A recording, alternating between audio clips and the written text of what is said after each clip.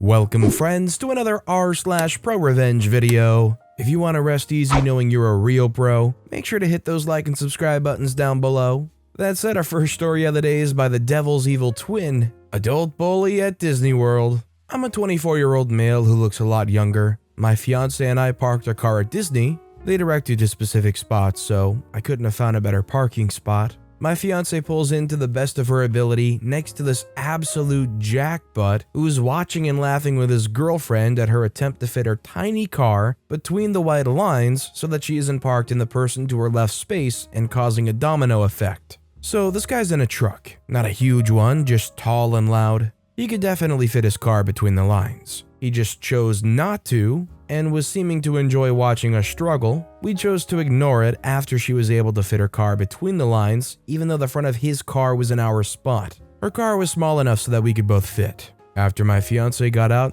I decided to wait for this guy to get out of his truck as he'd been there first, and I still needed to gather some of my things before jumping out. He slams his door against mine, climbs out of his tall butt truck, looks at the mark he made and just visibly shrugs and laughed as he made his way to the back of his truck with his girlfriend. She looks somewhat shocked. My fiance asks, "Did he just hit our door?" I tell her, "Yep." Then I notice that he's still standing at the bed of his truck, looking over at me almost like he was waiting for me to get out to see what I'd do. At that point, I was pissed off. This guy seemed like he actively goes and does crap like this to be a jerk to people for fun and get a reaction out of them. He seemed like he peaked in high school and thinks that bullying others is how you impress women. I opened my door. I don't slam it as hard as he did and leave a mark, but I definitely didn't carefully climb out so as to not hit his door. I do this while looking right at him. His smile immediately fades, and this is what is exchanged. He yells, "What the freak do you think you're doing?" Me, calmly speaking, says, "Getting out of my car." Him, realizing that I'm not going to get into a fist fight in a Disney parking lot, said, just learn to be careful, mate." I say, "I'll learn to be careful when you learn to park and act like an adult." He then went on to his girlfriend about stupid Americans, but I think this guy was used to acting like a jerk to people and not getting told off because he was a muscular looking dude who drives one of those douchey, loud and tall trucks. I felt bad for the woman. She seemed genuinely shocked and embarrassed and kept trying to pull him away. I know this is small, but I was proud for standing up for myself. I'd gotten pushed around a lot in my life, but I felt the guy was disrespecting my fiancée as it was her car, and I just couldn't have that. As we walked into the park, my fiancée grabbed my hand and nuzzled her head into my shoulder and told me she loves me. For the first time, I felt like a good man, and it made me proud that I didn't let my anger get the best of me and lose my temper by getting into an unneeded fight or yelling obscenities. I got the point across that I wasn't going to be walked on, but I kept my cool and remained calm. In your guys' opinions, is OP's revenge here enough for a jerk like that? Basically, they left a mark on OP's girlfriend's car, so OP left a mark in that guy's truck. Is that enough revenge against this jerk who was laughing and did that? Let me know in the comments down below. Our next story is by Tundra Taurus. You plan on eating the entire family-sized bag of chips to yourself and don't want to share? I'll be the shining example and get you a special snack next time. This was about 10 years ago. Gardettos, of all things, reminded me of sharing snacks with my brothers on movie night and how I hated sharing out of one bowl because my brothers would eat all the tasty bits and leave nothing but plain breadsticks, even if it was a communal snack. It was literally competitive eating, and I learned quickly to get my own bowl if I wanted pretzels or rye slices. This eventually led to everybody just picking their own single-serve snack and calling it good. My littlest brother is a big guy, taller than anybody else in the family, and he liked his food. My belt loops say I don't have any room to talk myself, so I'm not putting him down in any way. This was just the fact of the time. After venturing into adulthood, I was back home for an extended visit. Both my brothers were still living at home, and by this time, movie night was a bygone memory. Buying snacks for the weekend was still a thing though. Not sure if it was early in my visit or if I just missed the snack boat, but I ended up without one weekend. My youngest brother came home with a family-sized bag of corn chips and a jar each of cheese and salsa. What a guy, he's so sweet, he's taking it all into his room. Not a huge deal, just not how I remember things operating. I don't need snacks, but after listening to the bag crinkle from the living room for so long, I caved and asked if he'd share a bowl. Flatly denied. "Not enough to share." He wasn't a jerk about it exactly, he was apologetic in his no, and I respected it. Pulled the face maybe, but I'm not starving, I just wanted something tasty.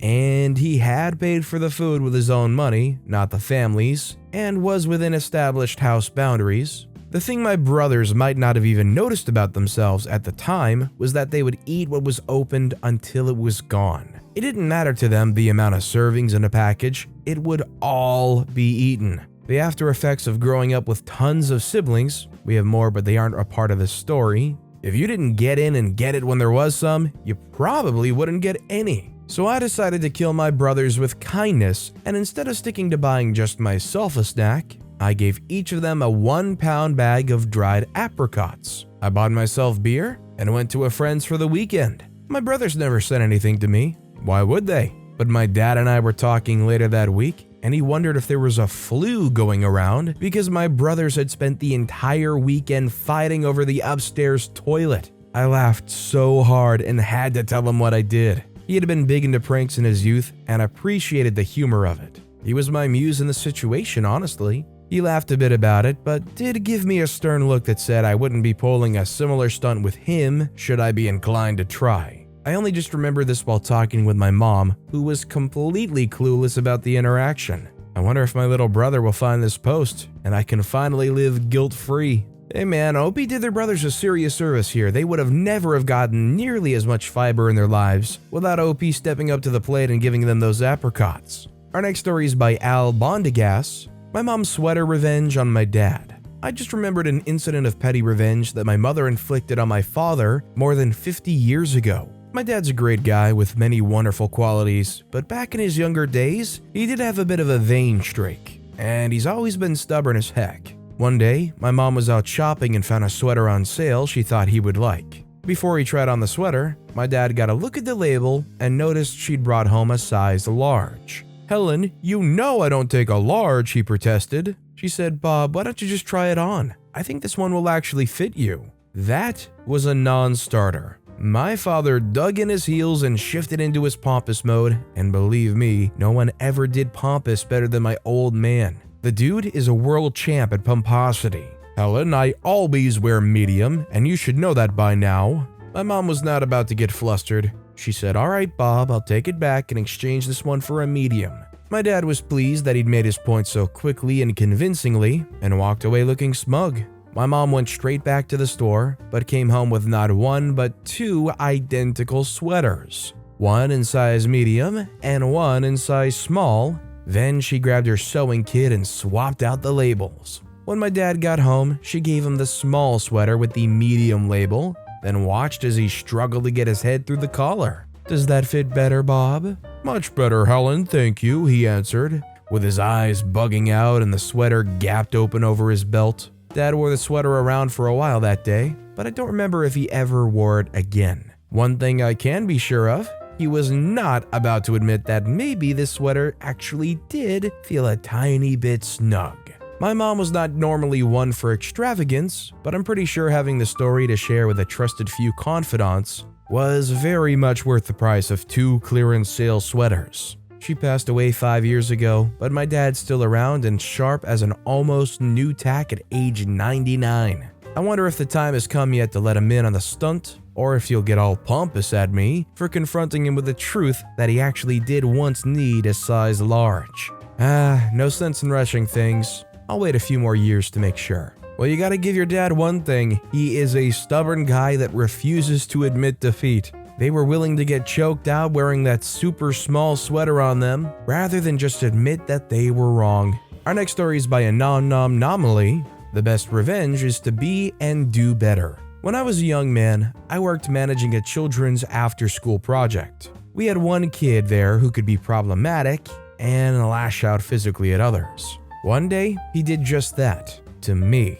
And I have training regarding restraint procedures. I had to restrain for about 10 seconds. Nothing harmful or anything, exactly how we were trained to do it. I informed his stepdad when he came to collect him, explained everything that had happened, explained the anger in his lashing out and kicking me, showed him the bruises on my legs. The following day, I get a visit from the head of the council department I worked for. A complaint had been made. The police had been informed, and I've been suspended from all 4 jobs I worked with the local authority: childcare and youth work. I'd just left the residential social side of my work. Turns out that this kid's mom had just qualified as a social worker and had started pulling all of the strings that she could with her new colleagues. She tried to get me arrested and charged with assault. That went nowhere, as there was no case to answer, and the police interviewed me and later informed me that they couldn't even believe it had been brought to them in the first place. But here's where it gets crazy, is that there was literally a witch hunt started.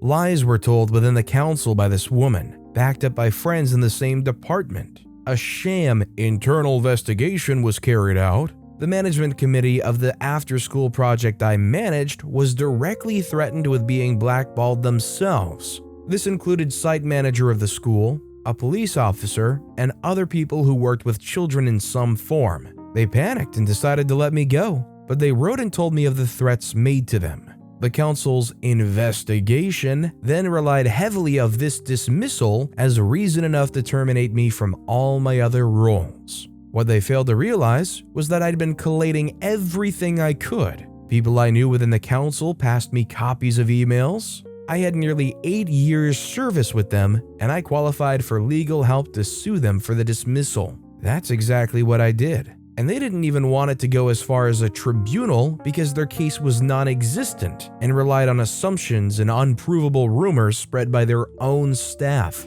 Let's just say that I had to sign an NDA and couldn't talk about it for 10 years. And I had a not-so-insignificant payout. Now comes the petty revenge part.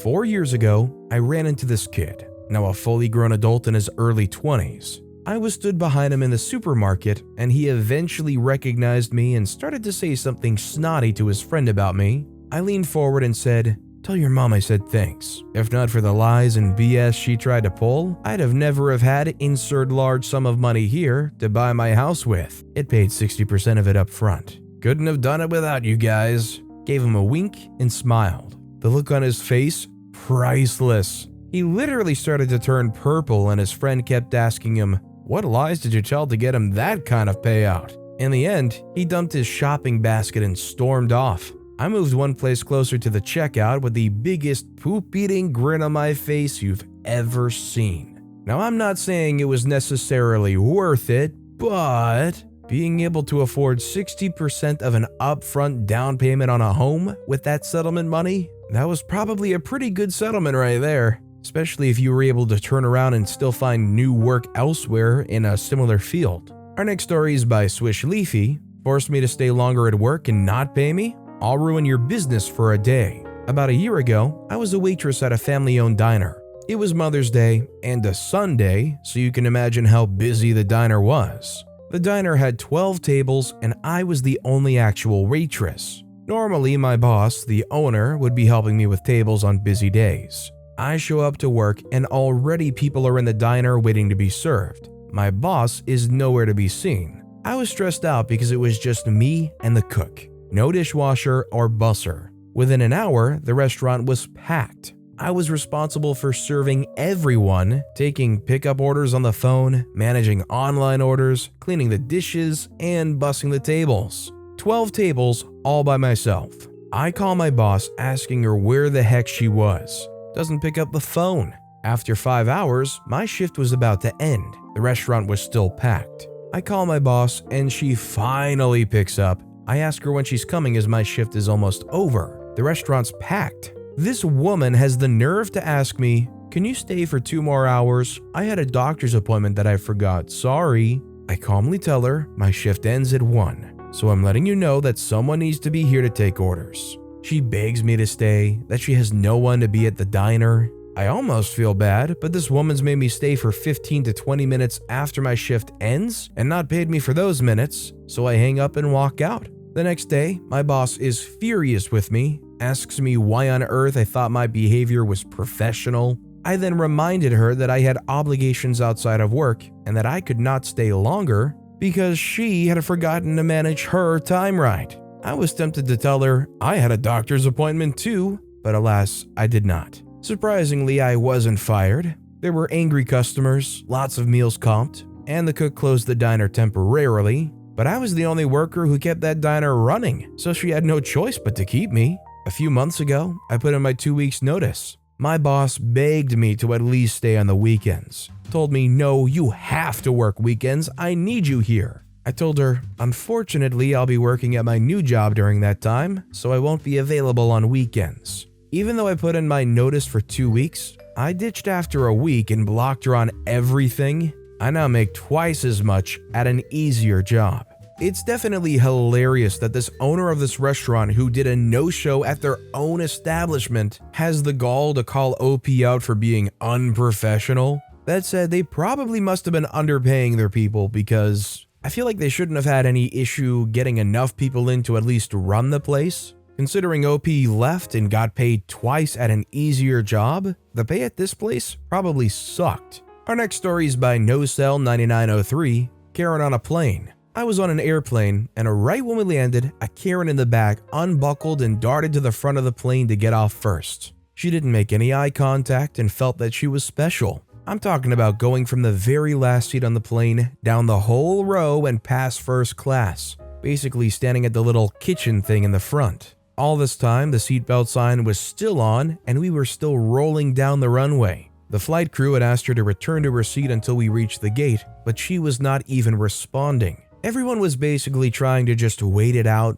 It was a long flight, 8 hours, and at this point, we were exhausted anyways. Nobody said a word. Suddenly, the captain announced that we had a special guest on board, and he'll be coming out to greet her after we were settled at the gate. The Karen stood there awkwardly until we did the whole rolling into the gate and whatever planes do when they land for about 15 to 20 minutes. Everyone sat there waiting to see what the captain was talking about. Eventually, the captain came out and asked the lady to please move back a little to get his special guest. Then a little more, then a little more. He was looking from row to find a specific person.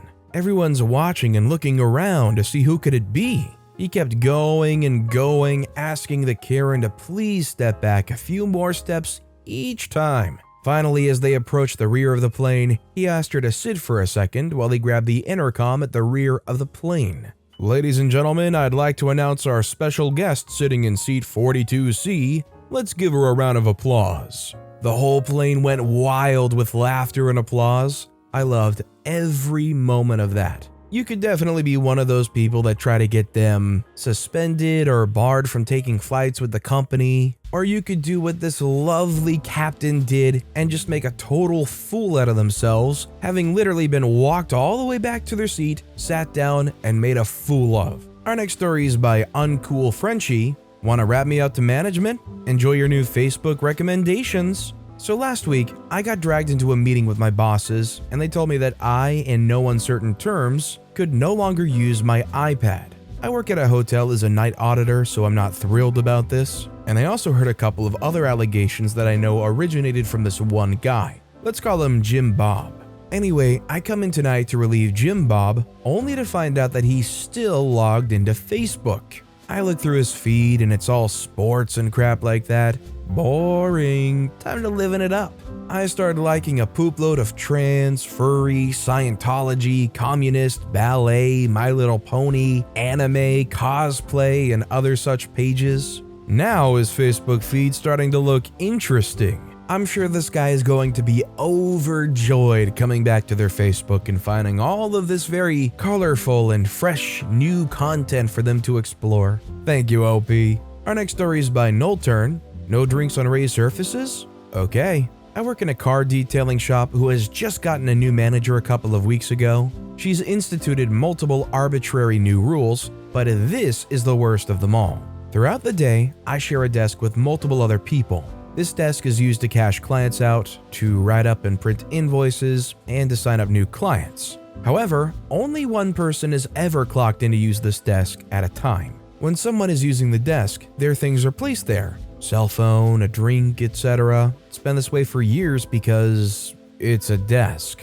Sunday morning, there was a new note on the desk stating that there were to be no drinks on the desk because it's a raised surface. As most tables are. Here's the petty revenge. The management desk, they all share one raised surface, is 40 feet from my desk. It had 4 drinks on it, and because it's a raised surface, the drinks shouldn't have been on it. So the drinks got placed on the floor, and throughout the day, I removed the drinks from raised surfaces to place them on the floor. She must have gotten tired of having to get her drink off of the floor, and the note has been removed. I'm gonna be honest, I feel like having a rule where you have to keep your drinks on the floor is probably going to lead to more issues than just leaving it on the table. Like, think about it, if somebody just kind of forgets that they set a drink down, they're much more likelier to knock it over on the ground next to them or in passing versus it being up on a table, right? Our next story is by Pending Twist. Got laughed at by everyone for calling me stupid.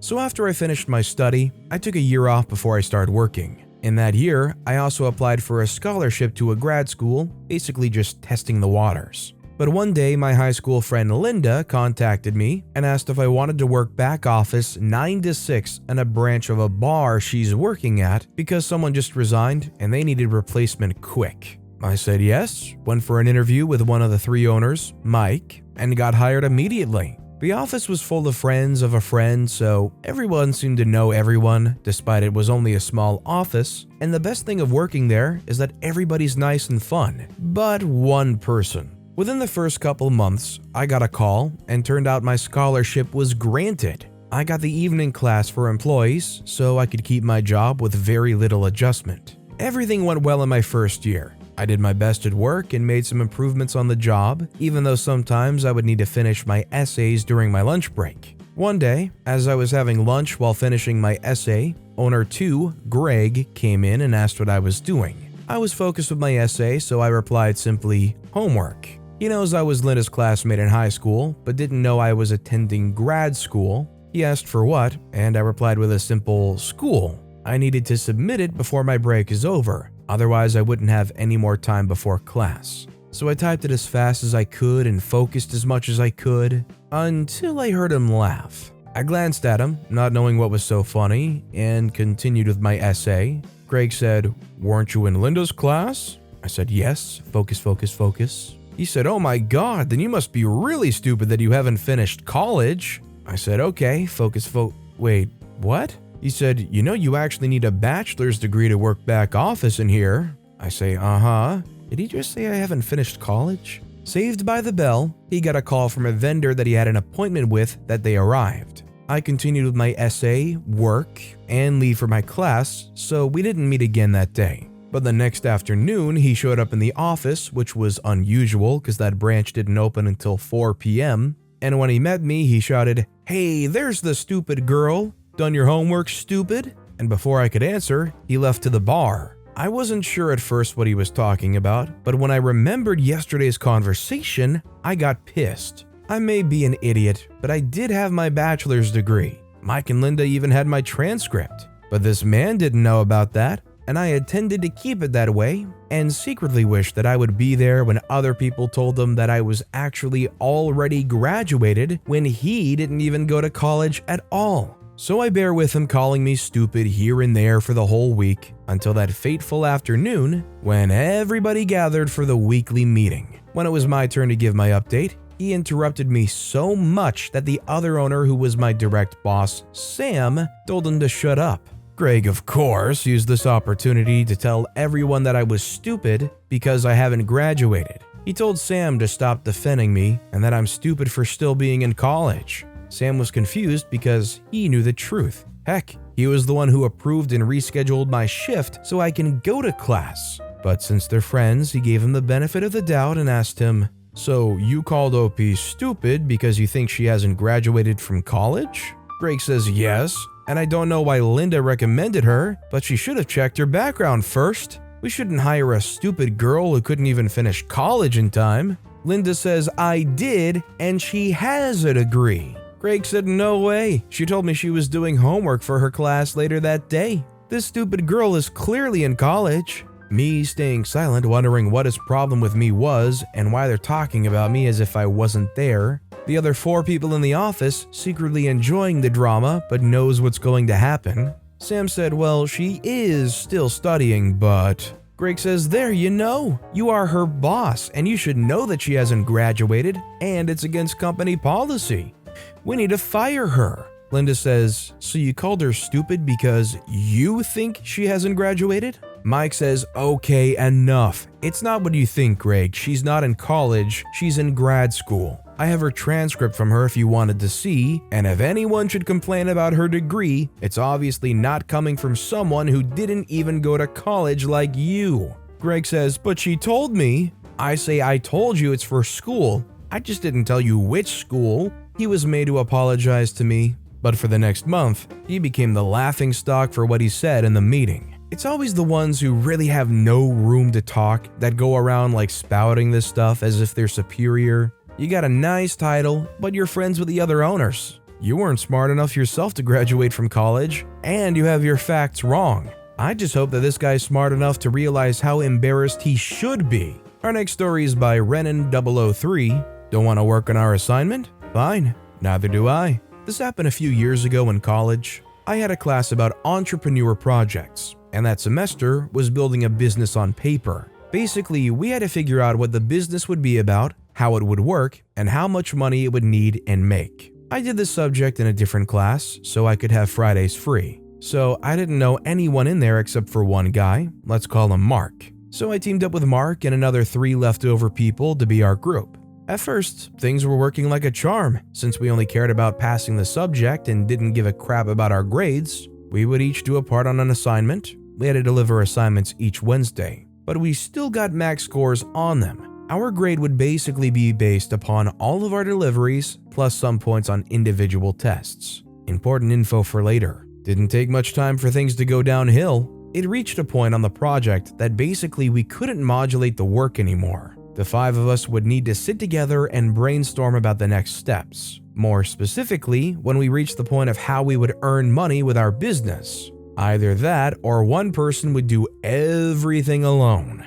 My group chose the second option, and this would basically be happening for 6 weeks. On Friday, I would send a message to our WhatsApp group like, guys, we have to deliver X stuff on Wednesday, when do you want to meet? Saturday, no responses. Sunday, the 2 checks would turn blue, meaning everyone read the message, no response. Monday, I would send a follow-up message, no response. Tuesday, I would work my butt off and deliver it alone. Wednesday, 2 hours before the deadline, someone, usually Mark, would send a message, hey, how do you guys want to do it? Which I would answer, it's already done. And they would thank me and promise to release me from doing anything on the next assignment, which wouldn't happen, and the cycle would continue. After 5 weeks, I was fed up and got in contact with a teacher. Her response was that it was too late to do anything now because she couldn't assign me to another group.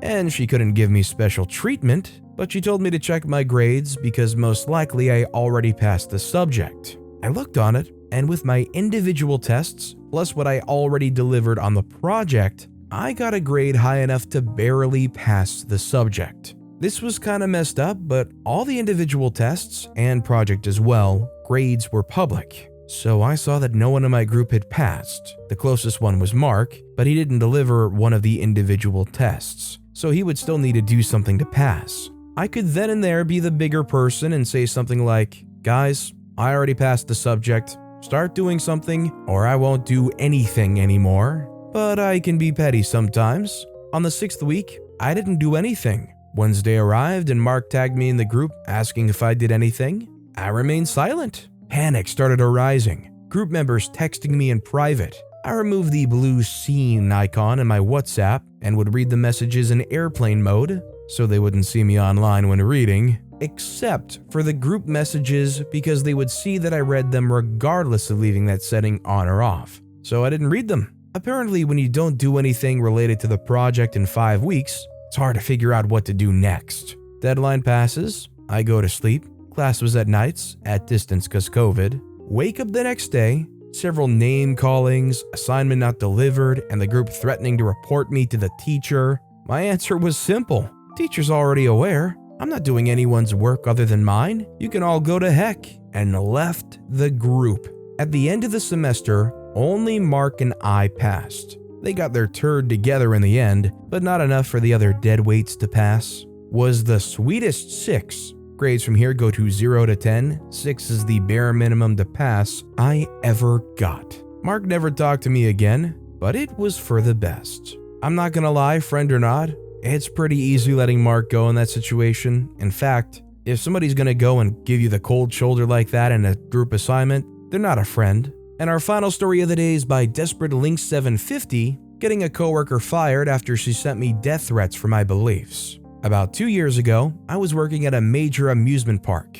I became very close friends with a coworker at the ride I worked at until she found out that I'm a Christian conservative. I don't care what you believe, most of my friends are left-wing and I love them to death. When she found this out, she started calling me racist and saying that she was going to show up to my house and shoot me. Soon after I was let go, I was a whistleblower for a separate issue. But she still kept her position despite the reports I'd made to HR with evidence of her death threats. This is at a park where most of the employees are from other countries, so they were dorms. We were both 19 and she was living there. After I'd been fired, she posted a video on her Snapchat story of her drinking a bottle of whiskey. Everyone that works there parties after their shift, even if you have to open the next day. I called the park police, submitted an anonymous tip, and she was arrested, fired, and kicked out of the dorms that night. Don't threaten me because we don't share beliefs. Honestly, I don't blame OP for what they did.